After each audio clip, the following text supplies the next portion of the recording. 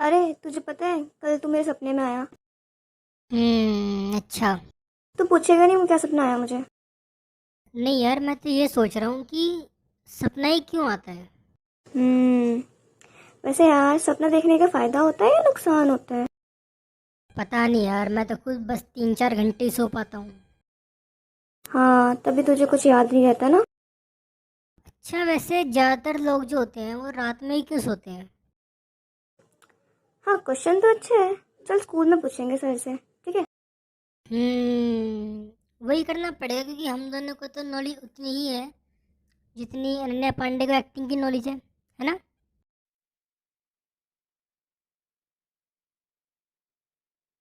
Welcome to the new episode dreams यानी सपना। अब आप लोगों ने कहीं ना कहीं तो ये कोट पढ़ा ही होगा कि सपने वो नहीं होते जो आप नींद में देखते हो, सपने वो होते हैं जो आपको नींद नहीं आने देते। अच्छी बात है, होता भी ऐसा ही है। अब खुली आंखों वाले सपने तो आपने देख लिए होंगे कि जो आपकी एज ग्रुप है आपने देख लिए होंगे, और नहीं देखे तो देखना शुरू कर दो। बट आज हम उन सपनों के बारे में बात करेंगे जो नींद में आते हैं, यानी कि बंद आंखों वाले सपने की। तो सपना आने के लिए सबसे पहले क्या चाहिए होता है? दिमाग।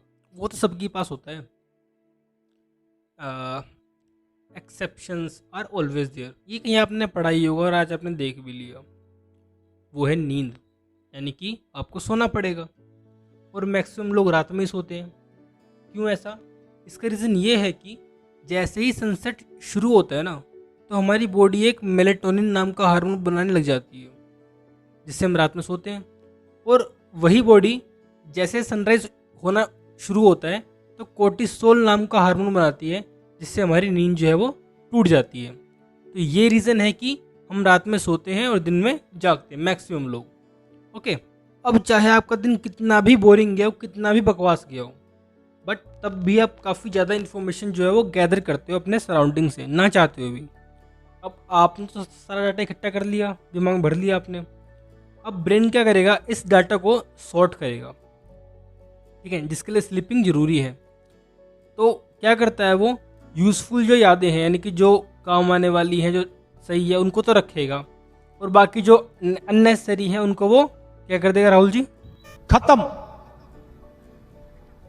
Bye bye, tata, goodbye, गया। और यही रीज़न है जो छोटे बच्चे होते हैं ना, वो बहुत लंबे टाइम तक सोते रहते हैं, 11 घंटे, 12 घंटे, 13 घंटे, है ना? तो वो इतना सोते इसलिए हैं बिकॉज उनके लिए ज़रूरी है। वो कॉन्स्टेंटली फेस करते रहते हैं नई नई इन्फॉर्मेशन। हम तो ऐसे बड़े हो चुके, पक चुके हैं ना, पुराने चावल हो चुके हैं। लेकिन जो नए नए बच्चे हैं ना, वो नई नई इन्फॉर्मेशन गैदर करते रहते हैं, ठीक है। तो उनको प्रोसेस करने के लिए, उनके दिमाग को प्रोसेसिंग करने के लिए ज़्यादा टाइम चाहिए होता है। दैट्स वाई जो छोटे बच्चे होते हैं उनकी जो स्लीपिंग शेड्यूल है वो कम से कम 11 से 14 घंटे होना चाहिए, ताकि वो ढंग से अपने आप को फ्रेश रख पाएँ और ढंग से अपने आप को एक्टिव रख पाएँ। अब यहाँ पे कुछ लोग बोलते हैं कि हम लोग सिर्फ 3-4 घंटे सोते हैं, कोई बोलता है मैं 2 घंटे सोता हूँ पूरे दिन में, ठीक है। तो क्या वो फेंकते हैं? किसी किसी केस में हो सकता है, बिकॉज मैंने पहले भी कहा था exceptions are always there. But maximum 99% case में अगर आप साउंड स्लीप नहीं लेते हो, यानी कि आप 5 से 6, 5 घंटे भी नहीं, 6 से 7 घंटे आप नहीं सोते, तो आपका दिमाग ढंग से एक्टिवेट नहीं रहता। आप जाग लोगे, वो जागना अलग है, लेकिन कॉन्शियसनेस जो होती है ना, वो नहीं रह पाती। आप चीज़ें याद करोगे, आप भूल जाओगे। आपके साथ हुआ भी होगा ऐसा, जब आप रात भर जागे हो और सुबह आपने कुछ पढ़ने की कोशिश करी हो, तो आप भूल जाते हो, किसी का चेहरा देखा भूल गए, ठीक है। तो बिकॉज आपने ढंग की स्लीप नहीं ली, इसलिए ऐसा होता है। इसलिए बोलते हैं कि कम से कम 6-7 घंटे की साउंड स्लीप बहुत ज़्यादा ज़रूरी है, ताकि आप एक एफिशिएंट वे में काम कर पाएँ, ठीक है। अब जो बेसिकली स्लीपिंग की ना 4 स्टेजेस होती हैं, N1, N2, N3 और R। आर का मतलब हो गया REM, यानी कि रैपिड आई मूवमेंट। अब देख लेते हैं कि करके कि किस स्टेज में क्या क्या होता है। हम डीप में जा रहे हैं ना, इसलिए N1 में क्या होता है कि जो आपका हार्ट बीट है और जो ब्रीदिंग है वो थोड़ी स्लो डाउन हो जाती है, आपकी जो मसल है वो थोड़ी रिलैक्स हो जाती हैं। और ये बेसिकली कुछ मिनट्स तक होता है, यानी कि सोने के बाद आपकी पहली जो चीज़ आती है उसे बोलते हैं N1, और उसमें ये सब चीज़ें होती हैं। अब जो आपकी N2 वाली स्टेजेस में क्या होता है कि हार्ट बीट जो है आपकी और जो ब्रीदिंग है वो और डाउन हो जाती है, आई मूवमेंट बिल्कुल नहीं होती। बॉडी टेम्परेचर भी ड्रॉप हो जाता है और ज़्यादा, और ये अबाउट 25 मिनट्स तक चलता है।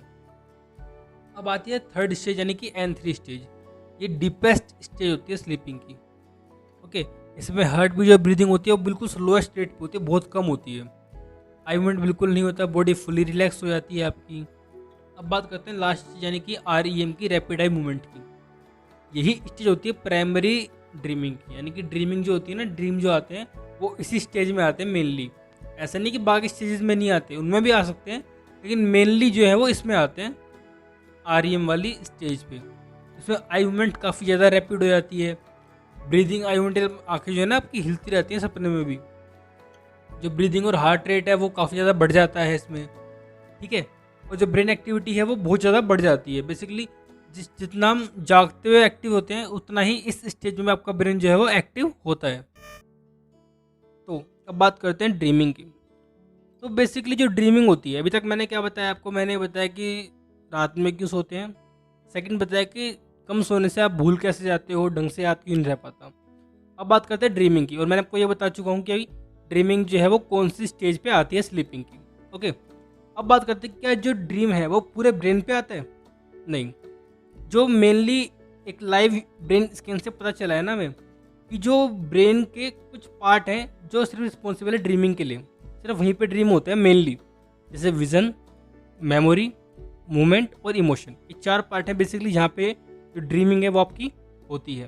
ओके, अब जो एक एवरेज पर्सन है उसको एक रात में करीब 3 से 6 ड्रीम्स आते हैं, जबकि वो उन सब का सिर्फ 5% यूज़ कर पाता है, यूज़ यानी कि याद रख पाता है। ओके, अब बात करते हैं कि हमें सपने आते क्यों हैं।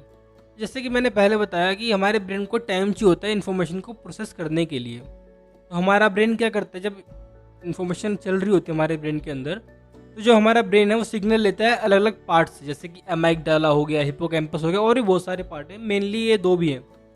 एमाइगडाला और हिपोकैम्पस क्या होता है, ये बहुत इंपॉर्टेंट पार्ट हैं, इनके बारे में डिटेल में हम किसी और वीडियो में डिस्कस कर लेंगे। लेकिन यहाँ पे आप अभी तक ये समझ लो बस कि जो एमाइगडाला है वो याद रखता है कि जो थ्रेट डिटेक्ट करता है, यानी कि जो खतरा है वो पहचानता है, कोई बुरी खबर है वो रखता है, ठीक है।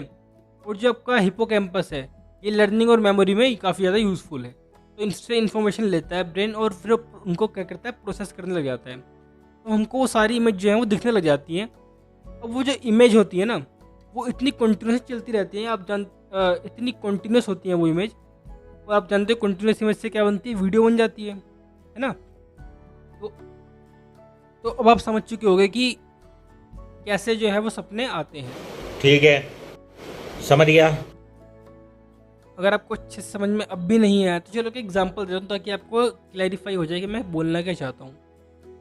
आप सोकर उठे और सपोज करते हैं आपने सपना देखा, अरे सपना को देखा नहीं, सपना देखा, है ना, दोनों में फ़र्क है भाई, लाइन पे आओ, ठीक है।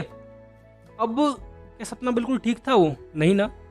आज देखा कि आप कहीं और ही हो, है ना, साथ में कोई दोस्त है जिससे आप बहुत पहले मिले थे, बचपन में कभी मिले थे, और अरे मामा जी यहाँ क्या कर रहे हैं, अरे ये तो मेरी क्रश भी यहाँ पर है, ये यहाँ कैसे है? ऐसे ही होता है ना कुछ कुछ, मतलब कहीं कीट कहीं का रोड़ा, साई को बींगने कुनबा जोड़ा, है ना, ऐसा कुछ होता है। तो ऐसा इसलिए होता है जो सारी इन्फॉर्मेशन जो ब्रेन है ना वो एक एक करके चलाता रहता है। अब वो मैच कर रही है नहीं कर रही उससे ब्रेन को मतलब नहीं है, वो तो सॉर्ट कर रहा है, काम कर रहा है अपना वो, इसलिए कोई भी पैटर्न निकल के आता है नया और एक नई स्टोरी दिमाग बन जाती है हमारे। ओके, अब गाइस जो कुछ क्वेश्चन ऐसे अब भी हैं जो बचे हुए हैं जो काफ़ी इंपॉर्टेंट भी हैं, जैसे सपने से क्या क्या फ़ायदे होते हैं, कोई ऐसा नाइटमेयर जो कि रियल में काफ़ी ज़्यादा पेनफुल होगा बट सपने में वो बहुत कम पेनफुल या फिर ना के बराबर पेनफुल होता है, ऐसा क्यों होता है? जब सपने ही नहीं आते तो उस दिन क्या ब्रेन छुट्टी पे होता है, डेट पे क्या होता है? आपने देखा होगा ना, जो कि किसी दिन क्या होता है कि आपको सपना आता ही नहीं है रात में, है ना। तो क्या रीज़न है इन सबका? इन सब सवालों के जवाब हम अपनी नेक्स्ट वीडियो यानी कि इसी वीडियो का पार्ट 2 में बात करेंगे। मैं इन क्वेश्चन को इस वीडियो में इसलिए नहीं ले रहा बिकॉज वीडियो काफ़ी ज़्यादा लंबी हो जाएगी, है ना, और फिर आप भी लोग भी बोर हो जाओगे, तो इसलिए उसको नेक्स्ट वीडियो में रखते हैं।